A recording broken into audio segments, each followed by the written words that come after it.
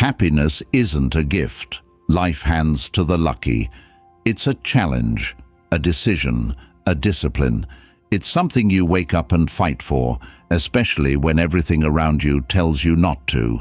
The world will test your joy. It will throw chaos at your peace. And if you're not careful, it'll convince you that you need perfect circumstances just to smile. But the truth is simpler and stronger. You don't need life to be easy. You need to be powerful enough to rise anyway. That's the heart of this episode. Not passive positivity, not fake smiles or cheesy affirmations, but real, grounded strength, the kind that says, I will choose joy even when it hurts. I will show up with light, even in the dark. Because happiness doesn't come from waiting. It comes from pushing, from showing up for yourself, from practicing peace like it's your purpose. And today, we're going to break down exactly how to do that. Not with vague ideas, but with real action, real habits, and a mindset that says, I own this day, and I will make it matter. Ready to push yourself to be happy, no matter what. Then, let's begin. Happiness is a daily decision. Most people wait for happiness like it's weather, like it'll suddenly show up when everything feels perfect. When the job is less stressful, the bills are paid, the body looks better, the people around them behave exactly how they want. But if that's your strategy, you're setting yourself up for disappointment, because real life is messy, unpredictable, and sometimes brutally unfair. The truth is, joy doesn't appear out of nowhere. It's not a mood that visits. It's a choice you make every single day. Some mornings you'll wake up and it will be easy. The sun's out, things are going your way, and you feel light.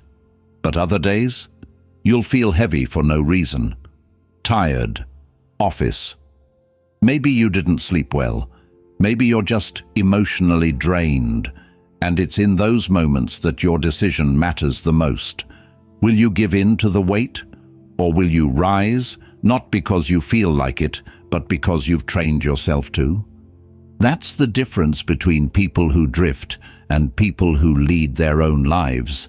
One group reacts, the other group responds intentionally. The Stoics taught us this clearly. Your power is not in what happens to you.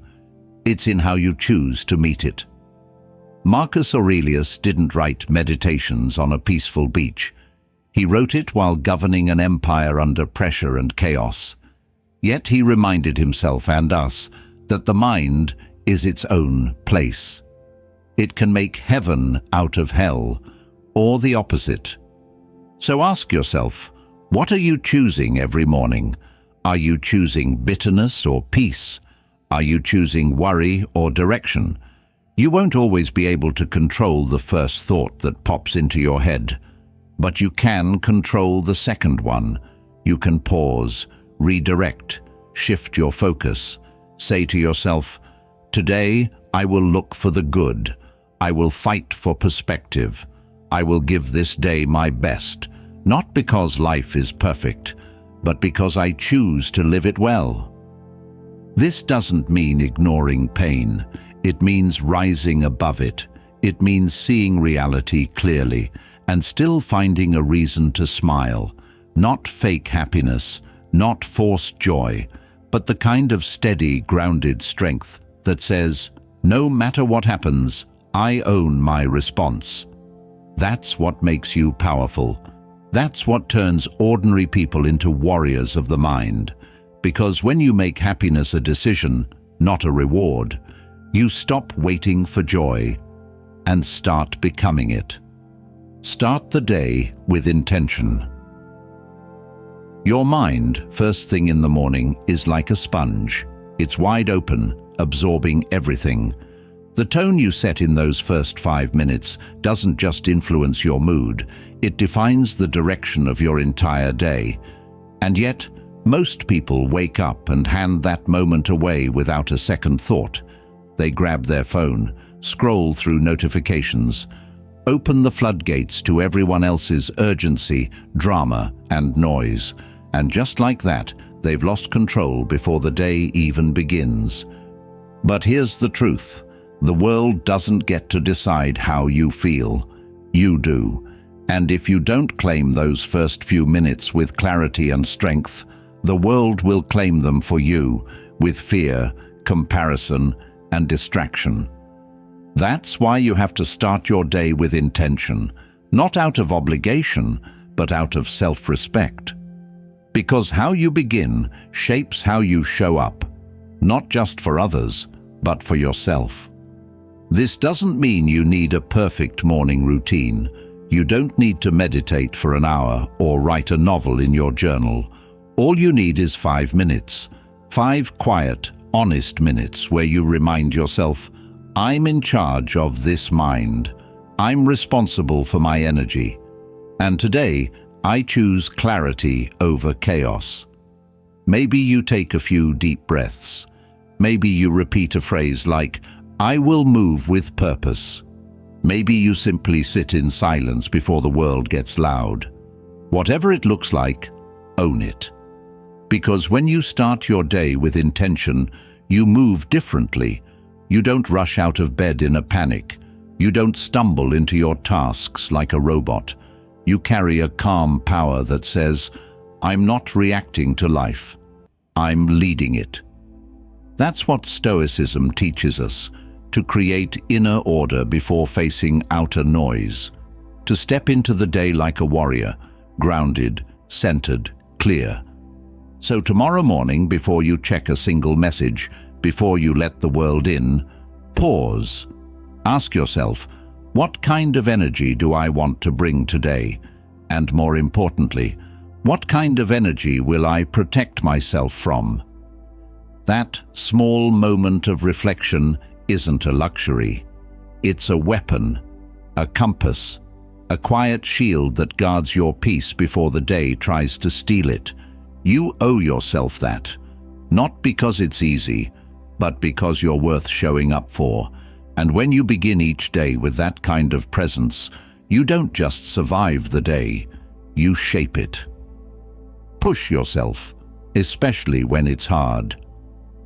There's a moment, quiet, invisible, but powerful, when your mind tells you to stop and you feel every part of you wanting to obey. You're tired, you're overwhelmed, you feel like maybe today just isn't the day.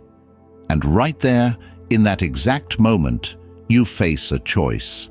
It's not dramatic.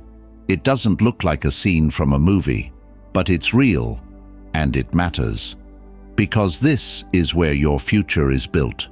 Not in the days when everything feels aligned, not when you're full of energy and optimism, but in the ordinary, silent, difficult moments where you feel like giving less, and you choose to give more. We're conditioned to believe that our best work, our happiest days, our breakthroughs will arrive when we feel inspired, when everything inside us says, let's go. But that's not how it works.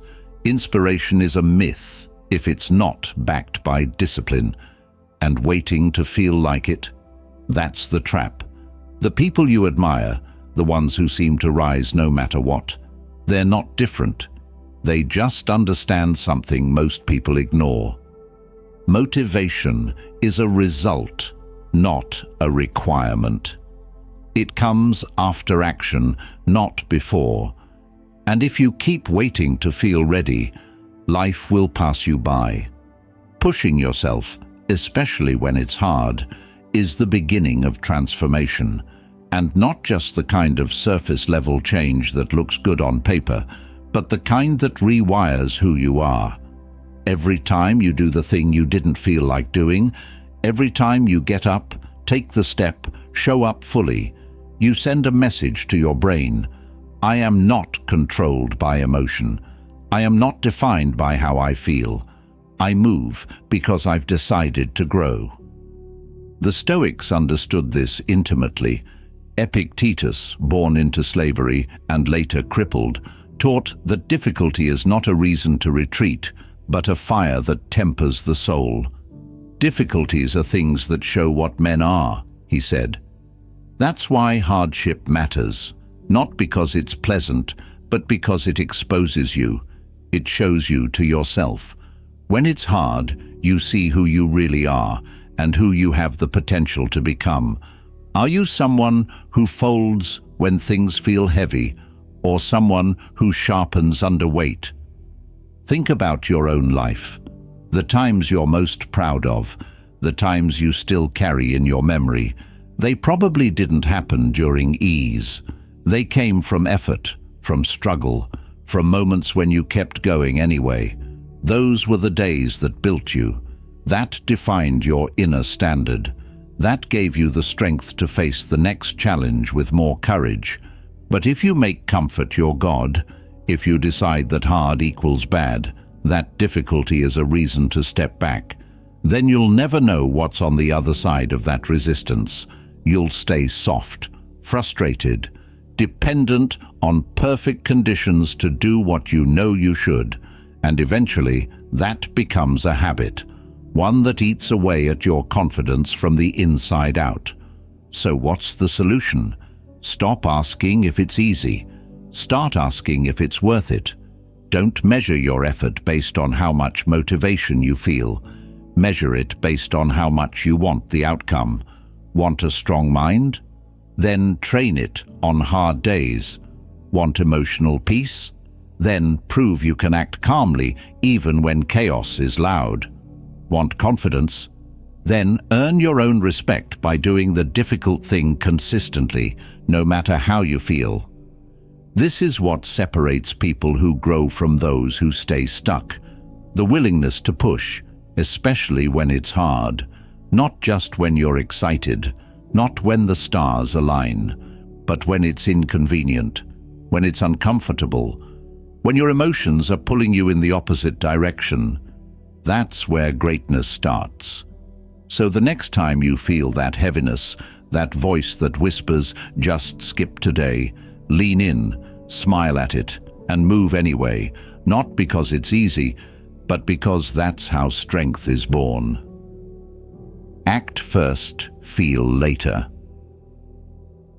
There's a lie we've been fed since we were young, that you need to feel good before you can do good, that you need to be in the right mood, have the right energy, feel aligned before you act. But the truth, the hard, freeing, powerful truth, is that action doesn't come from emotion. Emotion comes from action. You don't wait to feel confident to move forward. You move forward, and that's what builds confidence. You don't wait to feel motivated to start. You start, and the motivation shows up later, always later. Your brain is not your enemy, but it is a creature of habit. If you've trained it to wait until it feels like it, you've trained it to postpone your power. Think about how many times you've told yourself,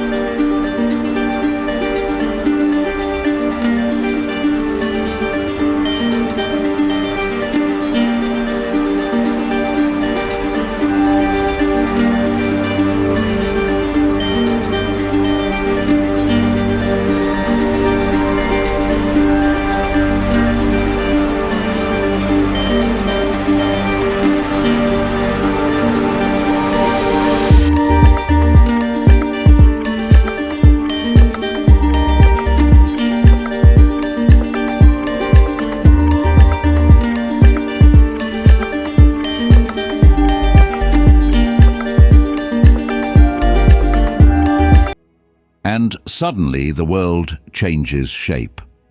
Not because the world changed, but because you did. It's so easy to fall into the trap of complaint, to focus on what's unfair, to dwell on who hurt you, what went wrong, how far you still have to go. But what does that do, really? It doesn't solve anything, it doesn't energize you, it drains you, it convinces you that you're stuck, that there's no way out. And once that story is planted in your mind, it grows like a weed, choking out clarity, optimism and hope. Not because life is truly hopeless, but because that's all your focus allows you to see. The Stoics warned us of this. Marcus Aurelius wrote, "The soul becomes dyed with the color of its thoughts.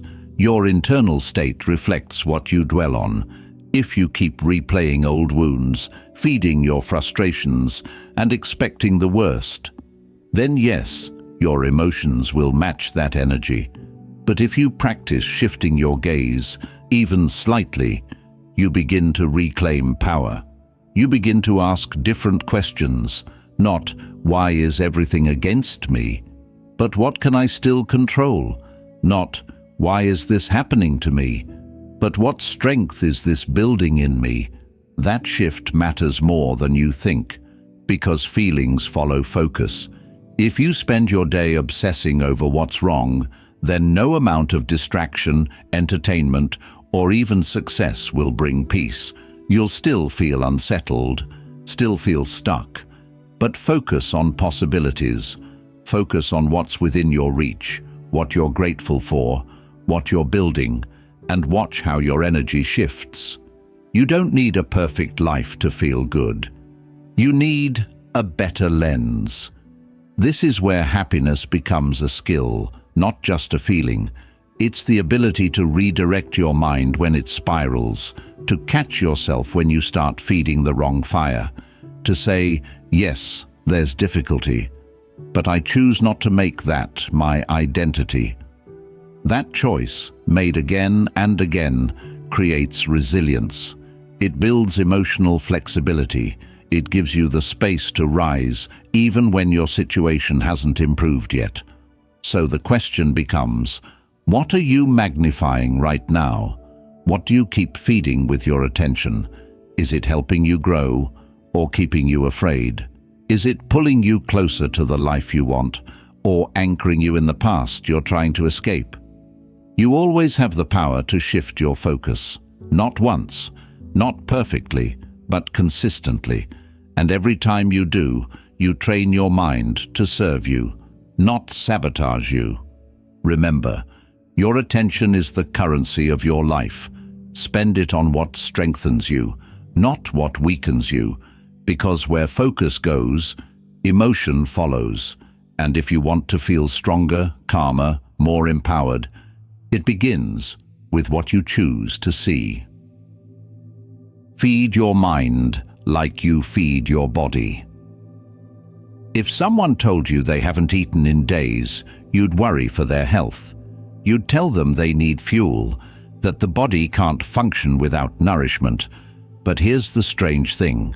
Most people understand that truth physically and completely ignore it mentally.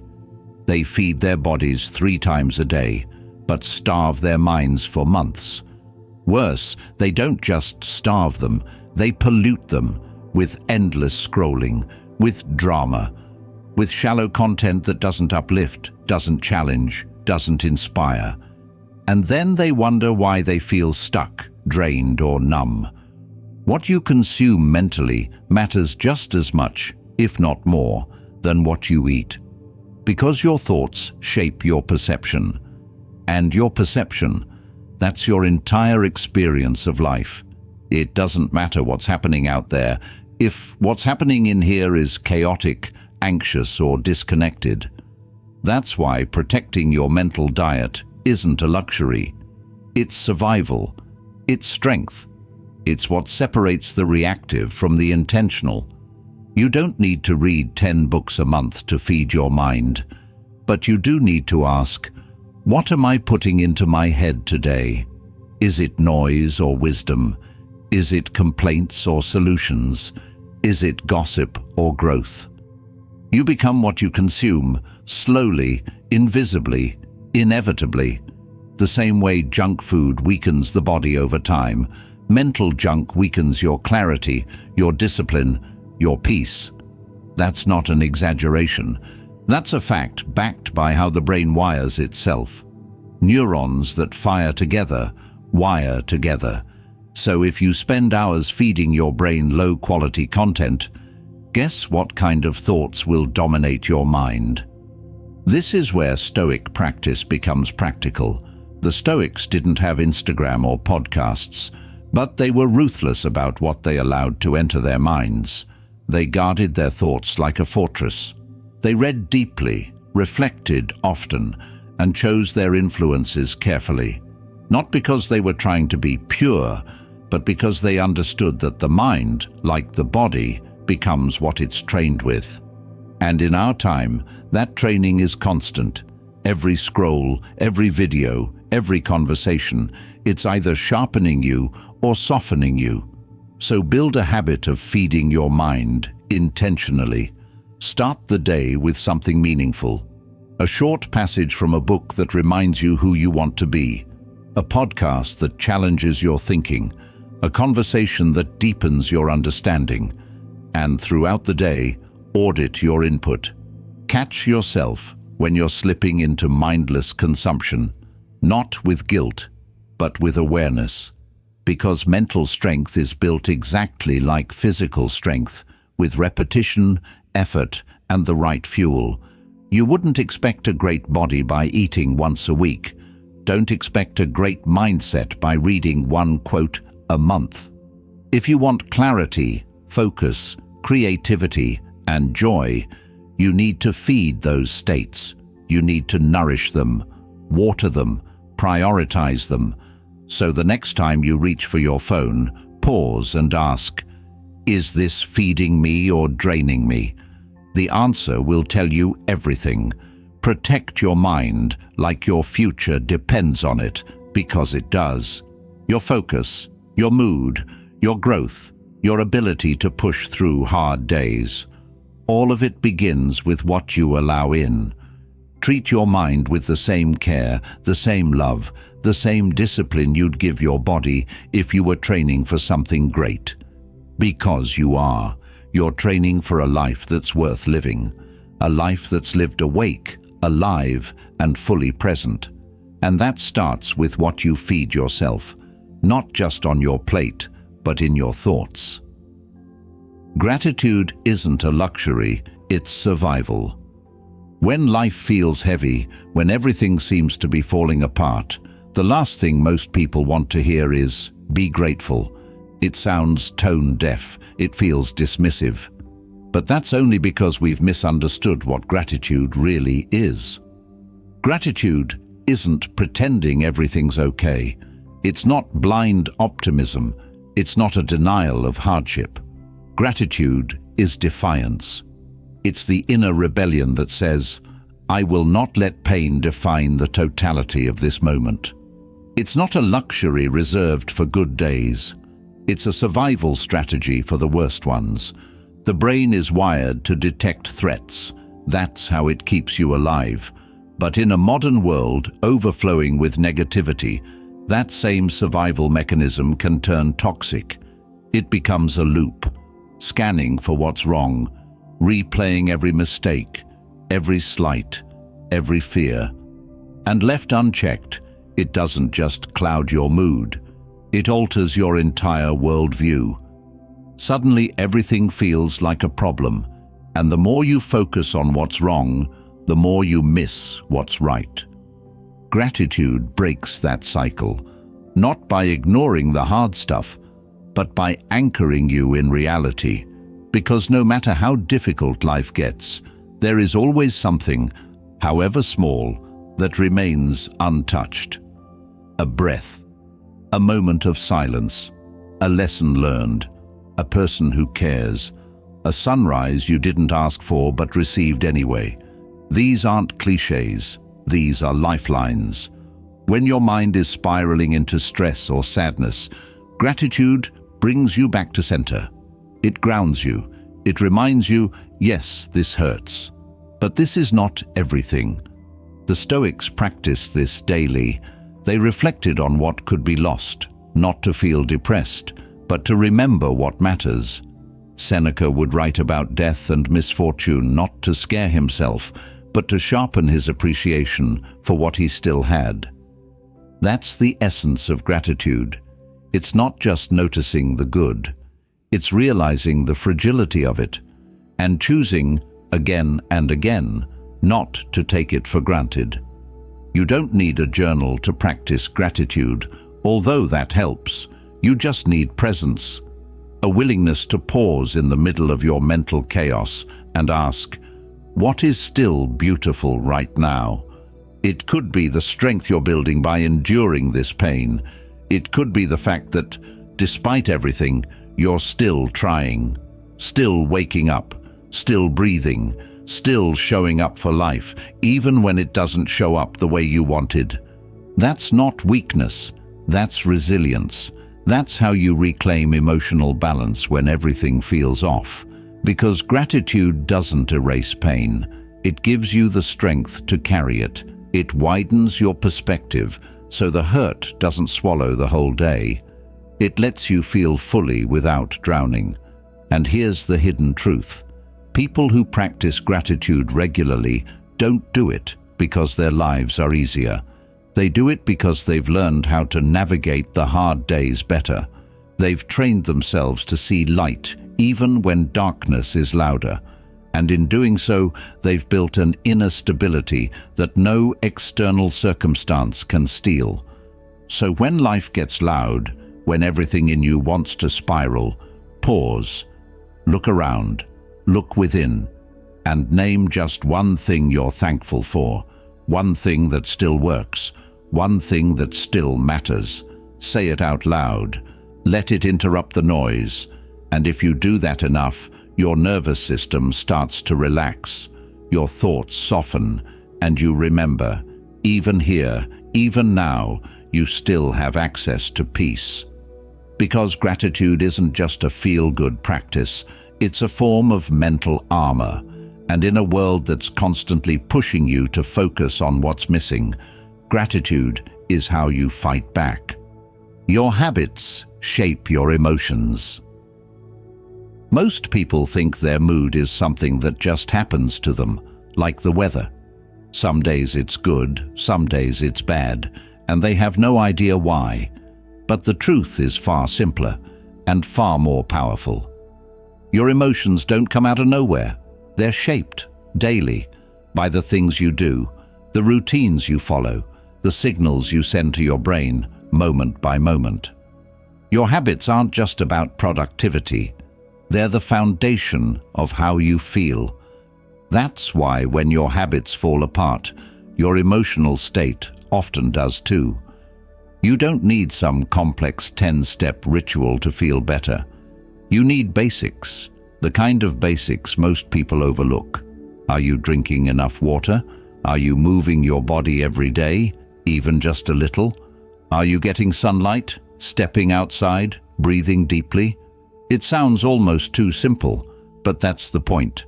These small actions are powerful signals to your nervous system.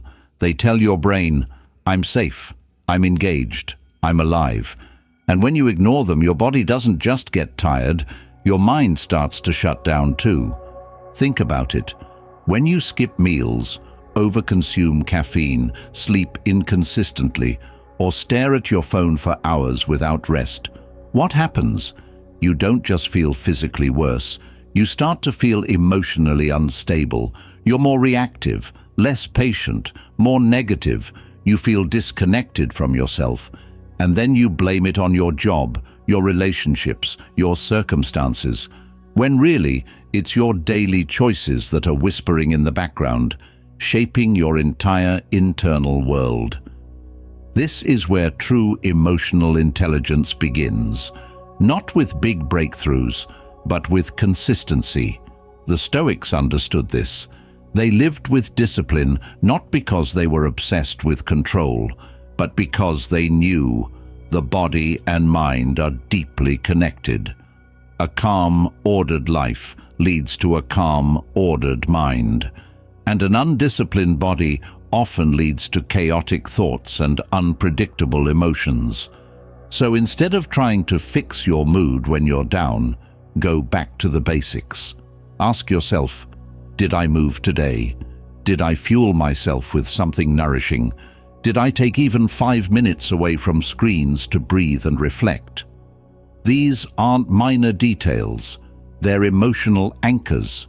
They are how you stabilize yourself in a storm, not by thinking your way out, but by acting your way back into alignment. Build a few simple habits and repeat them daily, especially when you don't feel like it. That's when they matter the most. A 5-minute stretch in the morning, a short walk after lunch, a glass of water before coffee, 1 minute of silence before bed. These things seem small, but over time they create emotional steadiness. Not perfection, not permanent bliss, but balance, the kind that keeps you grounded when life throws you off. And here's what's beautiful. The more you honor these habits, the less effort they require. They become automatic. And when your habits support your emotional health, you don't need to rely on willpower just to feel okay. You're carried by your own system. That's what real freedom feels like, when you've designed your life to support your strength. So don't wait for your emotions to fix themselves. Shape them with structure, with intention, with daily decisions that build you from the inside out. Because the person who controls their habits eventually controls how they feel. And that kind of power, it's not found in a book or a breakthrough. It's built one ordinary disciplined day at a time. Your peace is your responsibility. There comes a point in life when you realize no one is going to protect your peace for you. Not your friends, not your boss, not your partner, not even your family. People will push, pull, demand, drain. Not because they're evil, but because they're human. And if you're not careful, you'll end up handing over your inner calm to anyone who raises their voice, sends a passive-aggressive message, or decides to make their chaos your burden. That's why peace, real, lasting peace, can never be outsourced. It's your responsibility, completely. Most people treat peace like a reward, something they'll feel when everything settles down, when the drama ends, when people behave, when life gets easier. But that day doesn't come, because life doesn't settle down. It's constantly moving. New challenges rise, new tensions appear, and if you're always waiting for peace to be given, you'll spend your whole life reacting to everyone else's storms. The Stoics didn't live peaceful lives in the external sense. They lived during wars, under persecution, facing exile, loss, and betrayal. But they practiced peace like a discipline, an internal fortress built through perspective, boundaries, and relentless clarity about what mattered. Epictetus, who had every reason to be bitter, taught that no one can disturb your peace unless you grant them access. And that's the truth modern life still refuses to teach us. You don't get peace by running away from chaos. You get peace by building it within chaos.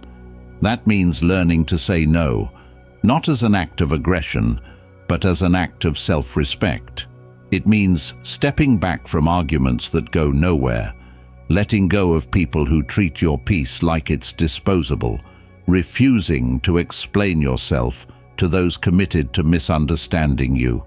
It means drawing lines, not to push people away, but to protect the sacred space where your mind can breathe and your values can live without interference. And yes, it's hard, because you will be judged. You'll be told you're cold, selfish, distant, but you have to ask, who's saying that? And do they benefit from your boundaries disappearing? Real peace often offends those who profit from your people-pleasing. But that's not your burden. Your job is not to make everyone comfortable. Your job is to be rooted, clear, whole, so that when life shakes, you don't crumble with it. This is emotional adulthood, realizing that no one is coming to rescue your peace. No one will build the silence you need to think clearly or the space you need to grow. You have to carve that out yourself, every day. And the more you protect it, the more you realize that your peace isn't passive. It's power. It sharpens your focus, strengthens your decisions. It gives you the space to respond instead of react, to create instead of collapse, to live, not just survive. So ask yourself, where are you leaking energy? Who or what has too much access to your attention, your thoughts, your emotions? What habits pull you into noise instead of grounding you in clarity? You don't need to control everything around you to feel peaceful. You just need to control what you allow in. And the moment you take full responsibility for your peace, without excuses, without blame, is the moment you start living on your own terms, calm, centered, unshakable. Train your brain to think better. Most people assume that their thoughts are just there, automatic, random, fixed. They think whatever pops into their mind is simply the truth. But here's what the Stoics and modern neuroscience agree on: your brain is trainable. Thought is not destiny, it's habit. And like any habit, it can be shaped, sharpened, upgraded. The problem? Most people never question their thinking. They believe every fear, every judgment, every negative story their mind throws at them, without asking, is this even real? Is this helping me? We live in a world that trains us to overthink, not to think clearly, to ruminate instead of reflect, to catastrophize instead of analyze. That's not intelligence, that's mental chaos. If you want to live with peace, with strength, with clarity, you have to rewire the way your brain responds to life. That doesn't mean you'll never feel fear or doubt or anger, but it means those emotions won't drive the car anymore. You will. Let's be clear. Your brain is a survival machine. It's constantly scanning for threats. That's useful in emergencies, but in daily life, it means your default settings are tuned to negativity. You notice what's missing, what's wrong, what could go badly, and if you don't interrupt that loop, you'll live in a state of quiet panic, even when nothing's actually wrong. That's why mental training isn't optional. It's the only way to regain control. The Stoics were masters of this. They practiced premeditatio malorum, visualizing worst-case scenarios, not to create fear, but to prepare their minds, to build resilience through reason. Marcus Aurelius wrote constantly to himself, not just as therapy, but as discipline, to catch unhelpful thoughts and replace them with stronger ones. That's what you need to start doing every single day. Catch the thought, question it, replace it.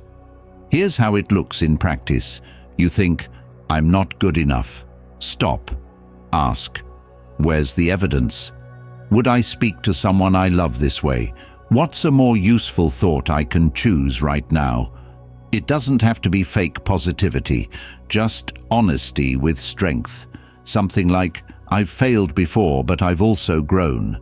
I can handle what's in front of me. That shift may feel small, but done consistently, it rewires your emotional baseline. You don't have to believe every story your mind tells you. You can write a new one. That's what mental fitness really is. It's not just about having big ideas.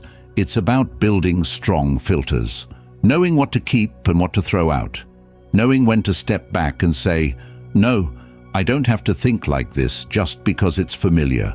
Because familiar isn't always right. It's just rehearsed. And if you want to change your life, you have to stop rehearsing weakness.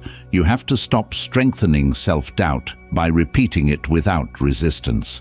The same way your body changes with exercise, your brain changes with conscious repetition. So choose thoughts that build you, that challenge you, that remind you of your values, your vision, your strength. Every thought is a seed. If you plant bitterness, don't be surprised when anger grows. If you plant fear, expect paralysis.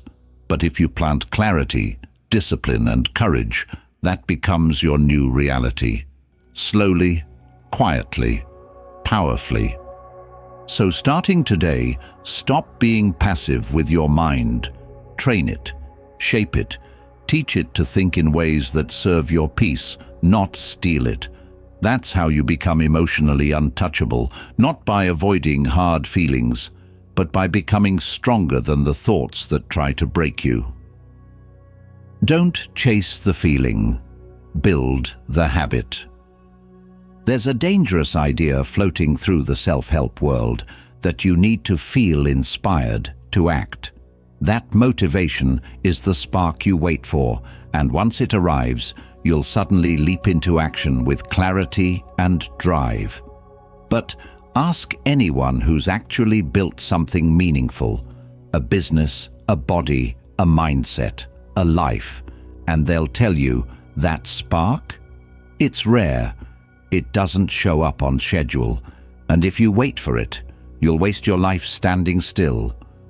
The people who get things done, the ones who grow through setbacks, who build momentum day by day, they've stopped chasing the feeling. They've started building the habit. They understand that feelings are unpredictable. One morning you're energized, and the next you're in a fog. 1 hour you're optimistic, and the next doubt creeps in. If you base your actions on that unstable ground, you'll never build consistency. But if you create systems, habits that run regardless of emotion, that's where your power begins. It's easy to romanticize progress, to think you'll wake up one day with endless energy, with all the answers, and everything will click. But in reality, progress is built through repetition, through systems, through routines that don't ask how you feel. They just ask if you showed up. A runner doesn't lace up because it feels good every time. They do it because the habit has become part of their identity. A writer doesn't sit down to work because the muse visits daily. They write because they've learned to begin without permission from their emotions. The Stoics knew this long before modern habit science did. Epictetus said, "First say to yourself what you would be, and then do what you have to do." He wasn't talking about waiting for inspiration. He was talking about aligning your actions with your values, even when it's boring, especially when it's boring, because that's where character is forged, not in moments of passion, but in moments of repetition without applause. Here's the truth. If you keep chasing motivation, you'll always need more of it. It's a drug. It wears off. But if you build systems, if you create structure, design your environment, and reduce friction, you won't need motivation. You'll have momentum.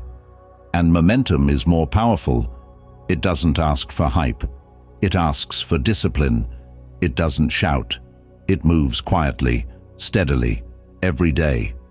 Until one day you look back and realize you've become the person you once only imagined. Start small. One habit, one system. Wake up and stretch for 5 minutes before you touch your phone. Write 1 sentence a day, even if it's terrible. Review your goals for 2 minutes before bed.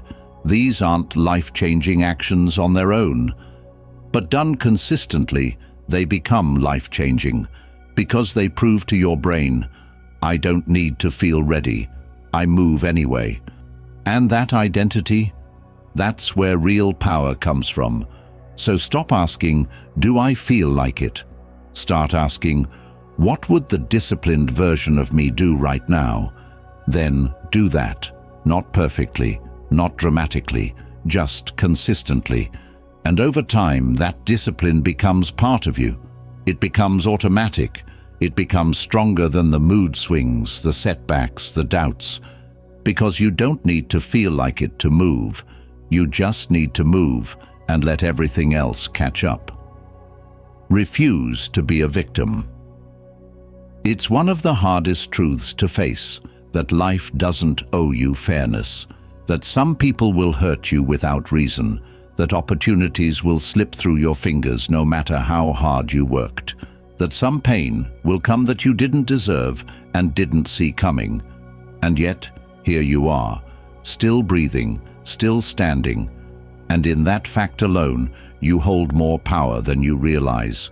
Because no matter what happened, no matter who left, what failed, what broke, you still have one thing the world cannot touch: your response.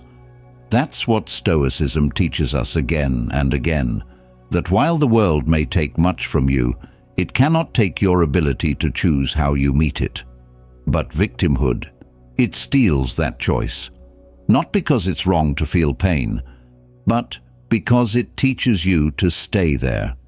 It turns a temporary wound into an identity. It convinces you that because you were hurt, you are now helpless. That's the trap. That's the story you have to reject. Completely. Yes, bad things happened. Yes, it was unfair.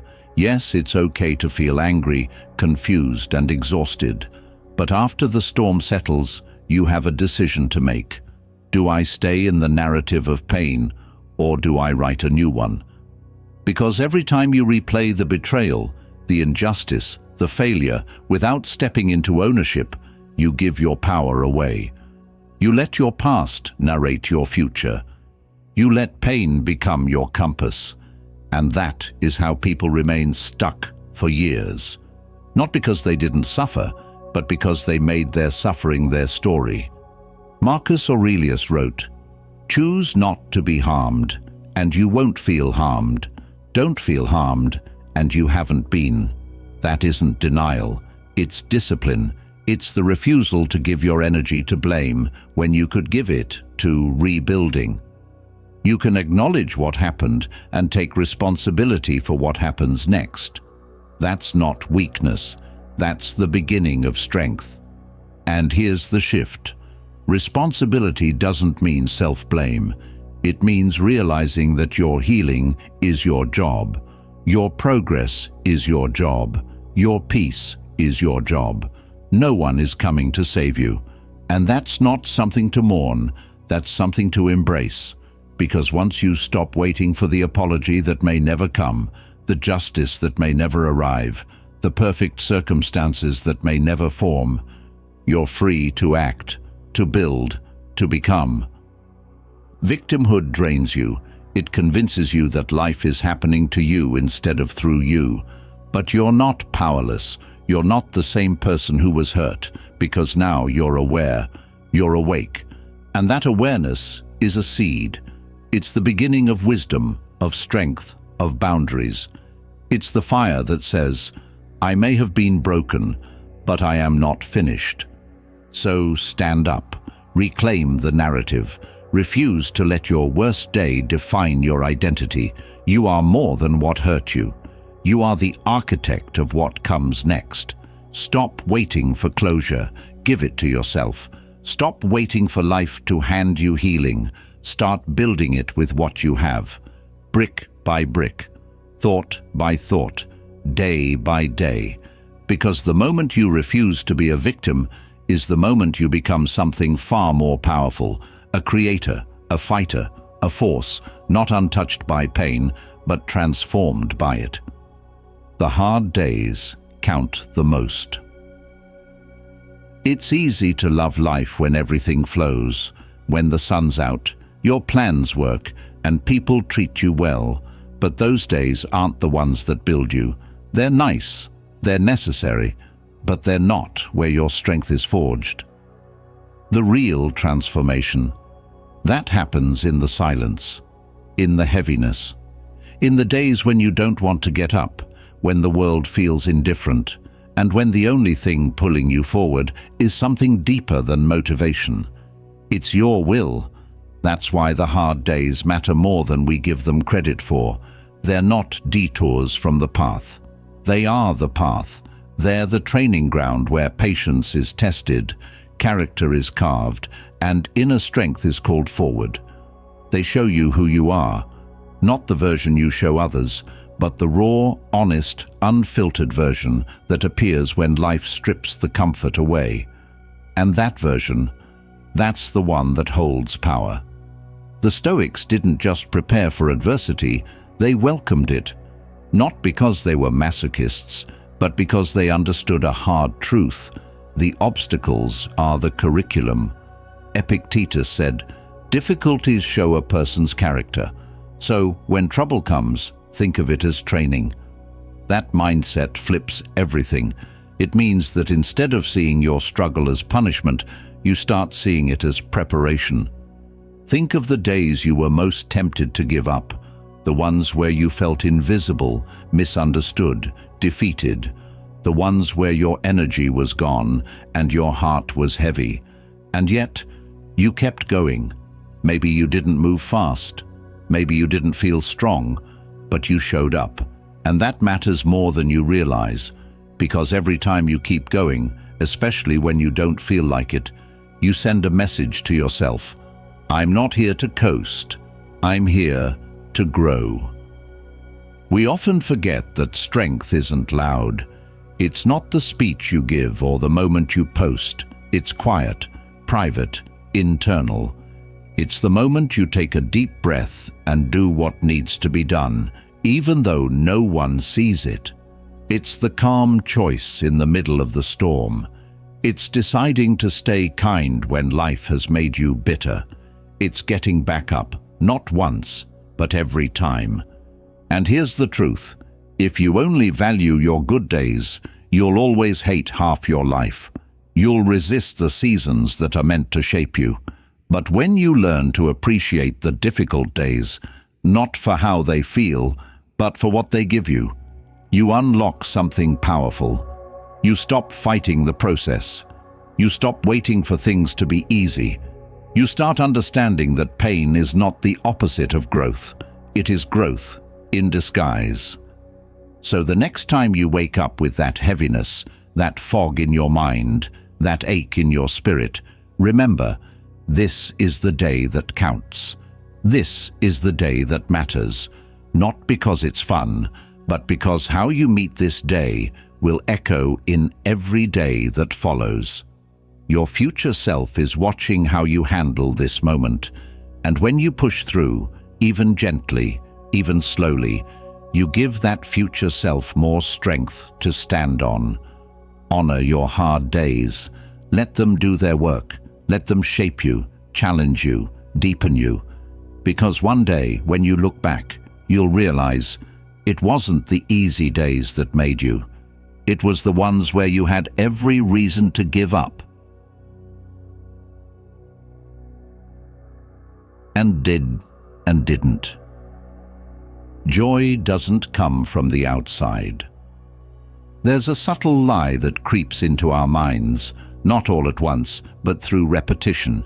It whispers, you'll be happy when you have more money, when your body looks different, when your follower count goes up, when they finally notice you, when you buy that new thing, live in that new place, become that new person.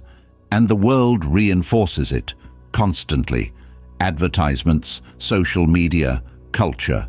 It all tells you joy is somewhere out there. But the truth? The truth is quieter, simpler, uncomfortable even. Joy doesn't come from outside. It grows from within. And if you can't access it now, in this moment, with what you already have, you won't find it by adding more. External things can bring pleasure, sure.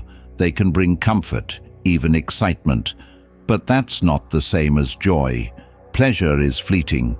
It fades as quickly as it arrives.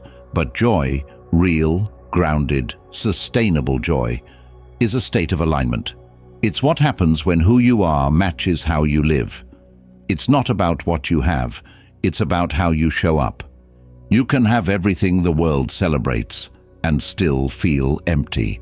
Because if your internal world is out of sync, no amount of success or applause will silence that ache. This is why you see people with fame, wealth, and admiration still crumble in private. They reached the summit only to find the same emptiness waiting for them, just at a higher altitude. The Stoics warned against this thousands of years ago. Seneca wrote, "It is not the man who has too little, but the man who craves more, that is poor." Because when you chase joy through acquisition, you're feeding an appetite that never ends. So what's the answer? It starts by asking better questions, not "How can I get more?" but "Am I proud of how I live?" Not "Do people approve of me?" but "Do I approve of myself?" Not "What can I achieve next?" but "Am I living in alignment with what I value most?" These questions lead you inward, and it's there, in that quiet space, that real joy begins. This doesn't mean you have to reject all desires or ambitions. It means you stop assigning them the job of fulfilling you. Buy the thing, set the goal, build the life, but don't confuse those actions for peace. Don't expect the next achievement to do the internal work you've been avoiding, because peace and purpose aren't delivered. They're developed. Start with simple alignment. Are your actions consistent with your values? Are your words reflective of your truth? Do you treat people and yourself with integrity, even when no one's watching? If the answer is yes, even a little, then you're already tapping into something deeper than momentary happiness. You're building a foundation of joy that doesn't shake every time life throws a storm. And here's what's remarkable. Once that inner alignment is there, external things actually become more enjoyable because they're not responsible for your happiness anymore. You can appreciate them without being owned by them. You can let them come and go without letting them define you. That's what freedom feels like. So stop searching for joy in new places.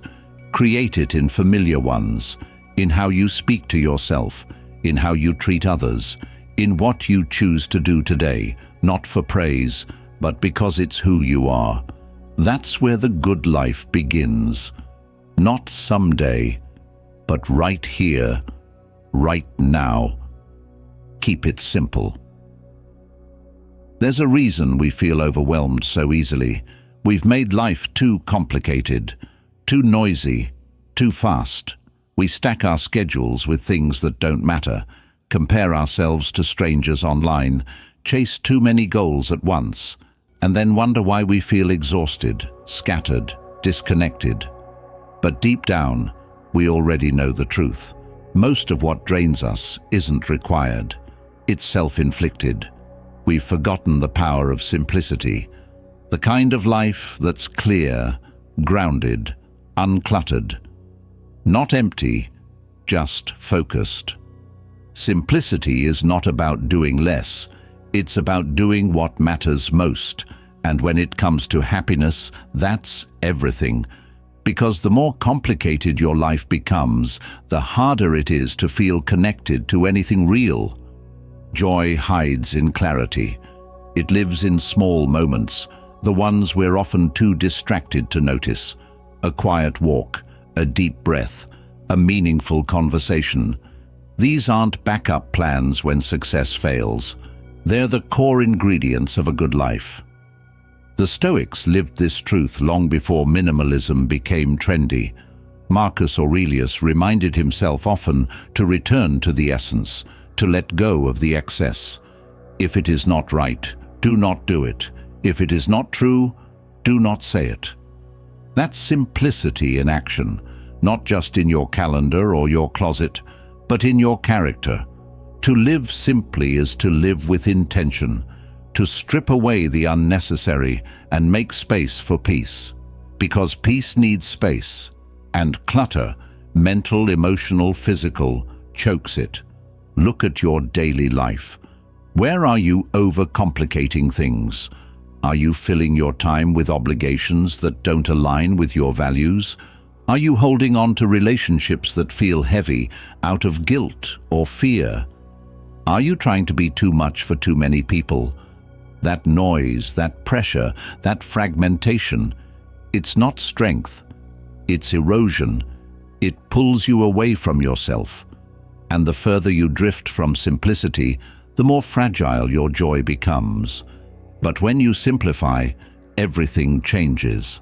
You stop reacting to every demand. You stop rushing to prove something.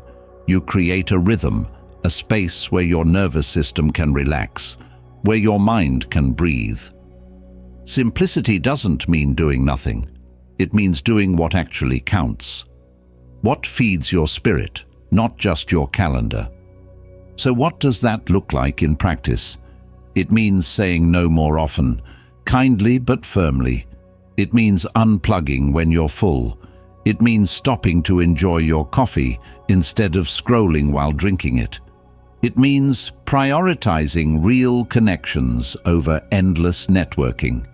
It means letting go of tasks that impress others but exhaust you. And it means reminding yourself every single day that you don't have to earn your right to feel good.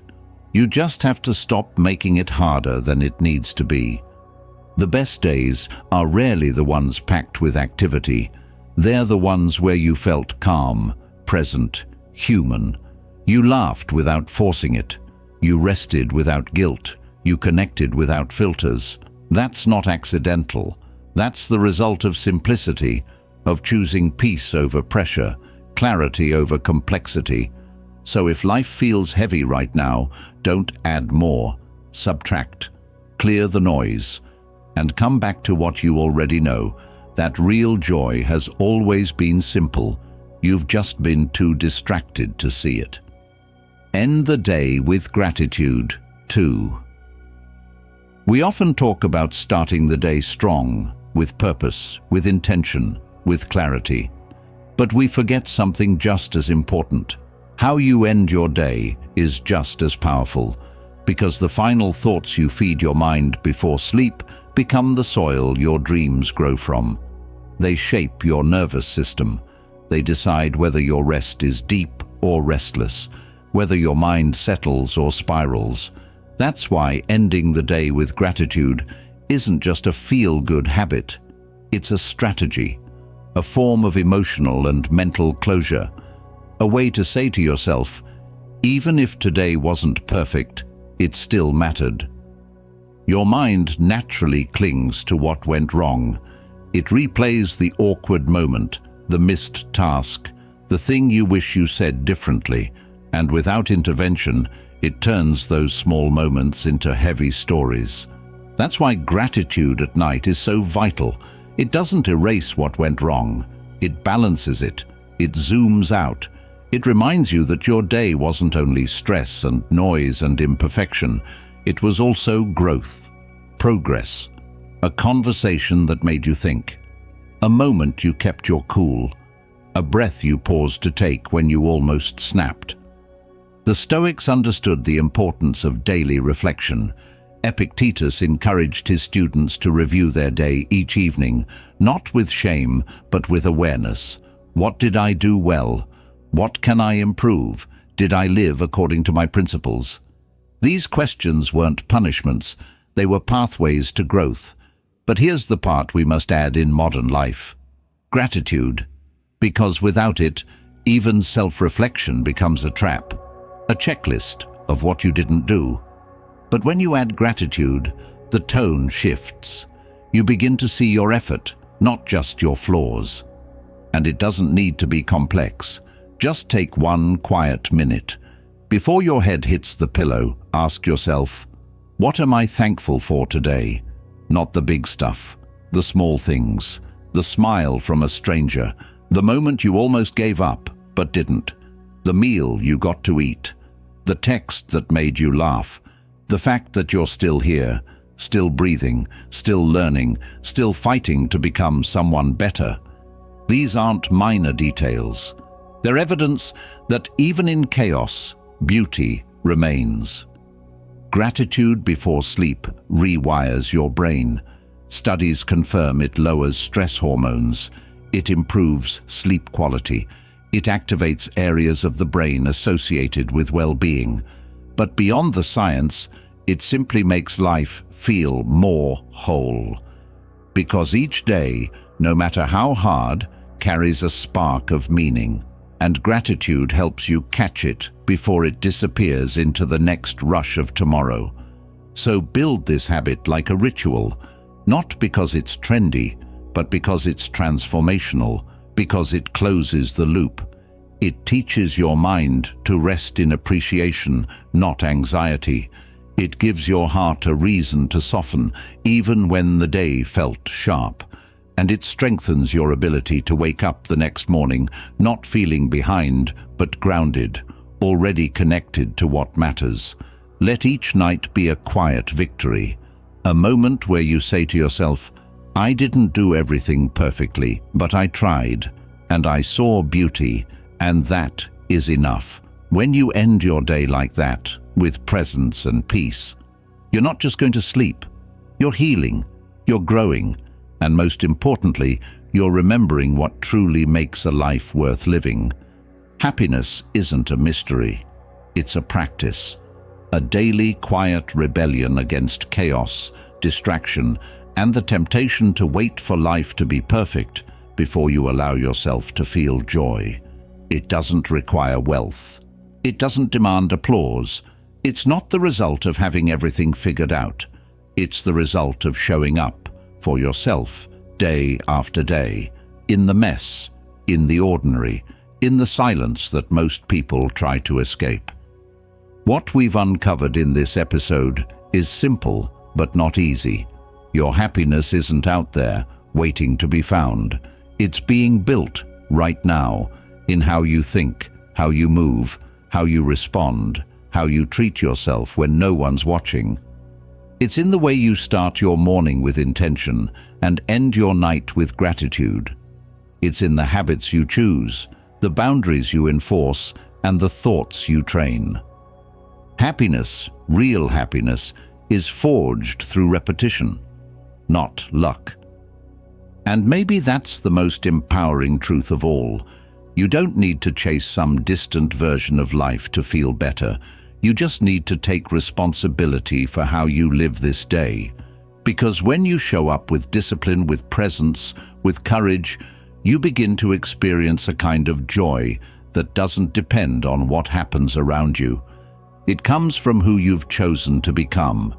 So if you're tired of waiting, of hoping that someday you'll finally feel whole, let this be your call to action.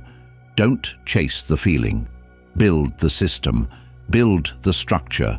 Build the mindset. And watch how, slowly but surely, your life starts to shift. Not because it got easier, but because you got stronger. If this episode helped you see happiness differently, if it gave you even one reason to reclaim your peace, don't keep it to yourself. Share it with someone who needs it. Leave a comment, subscribe. Keep this message alive. Because the world doesn't need more noise. It needs more people who are quietly, powerfully choosing joy, even when it's hard. And if that's you, then you're already winning.